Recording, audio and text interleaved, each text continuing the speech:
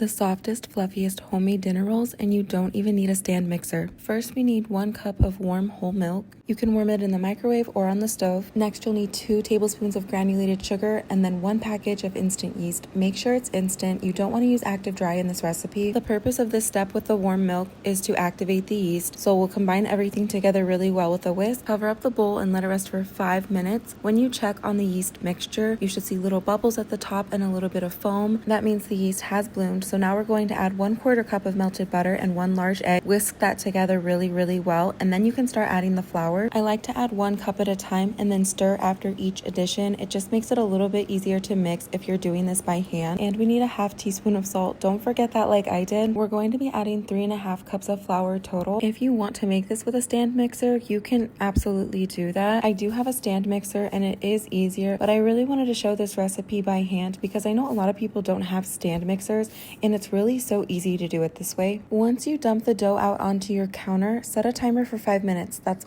all you have to knead this for. You don't have to knead it any longer than that. Kneading the dough is super simple. It's just turn, fold, repeat. Your arm might get a little bit tired, but just keep going. You do need to make sure you do this for the full 5 minutes. Shape it into a ball and grease a large bowl. Make sure you do this step, otherwise it can stick. Place the dough into the bowl, cover it, and let it rise for 1 to 2 hours or until it's at least doubled in size. Press it down to deflate it and then turn it out onto your counter again. Gently press it out until it's an even thickness. This is going to help you get more evenly sized rolls. I'm using a bench scraper to portion out 12 equal sized pieces. You could also use a kitchen scale or just use a regular knife. In my opinion, the best and easiest way to shape the rolls is to roll them on the countertop under your palm to shape them into little balls. This also helps make the tops nice and smooth so they'll look prettier. Space them out as evenly as possible, cover, and let them rise again until doubled in size. This one is shorter, usually about 45 minutes or so. Bake at 350 for about 20 minutes until the tops are golden brown. Brush the top of each roll with melted butter. This is truly the key for the prettiest presentation. These rolls are the perfect addition to any holiday menu, and they pair perfectly with this whipped cinnamon honey butter that I'll be posting tomorrow.